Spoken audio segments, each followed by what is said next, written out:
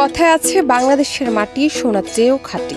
এখানে আবাদ করা যায় না এমন কিছু নেই। ঠিকঠাক যত্ন আর পরিচর্যায় যে কোনো জায়গায় হয়ে উঠতে পারে যে কোনো কিছু। এবার মহাসড়কে ধানের আবাদ করে সেই উদাহরণ তৈরি করলেন জুয়েল হোসেন। রাজধানীর রাস্তার পাশে ধান লাগিয়ে দেখাইলাম যে রাজধানীতে ধান হয়, ধান পাট যাই কিছু করেন না, পরিচর্যা করলে বাংলাদেশের মাটি পিতা হবে না। করে দেখালে সবকিছু বাংলাদেশের মাটিতে হয়। 250টিরও বেশি ডিজাইন অপশন নিয়ে ওয়ালটন স্মার্ট ফ্রিজ, বোঝে আপনার প্রয়োজন।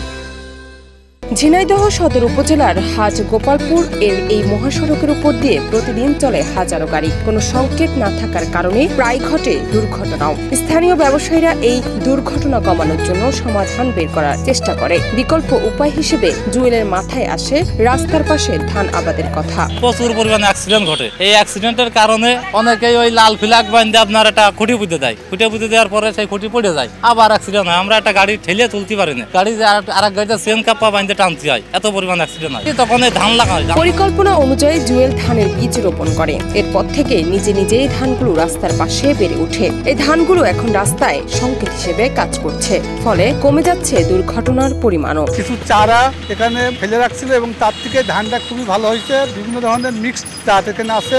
এই চারাগুলো বিনা যত্নেই খুবই ভালো হয়েছে। রাস্তার মধ্যে আর এত সুন্দর ধান কল্পনা করা যায় না। বাইরের মনে করেন মাঠে লাগাই, সার দিই, ঔষধ দিই, কীটনাশক দিই, আদর যত্ন করি, কিন্তু চাষে ধান হয় না। কিন্তু আমাদের ধান এত সুন্দর ধান হয়েছে, আপনার স্বপ্ন কল্পনা করেন।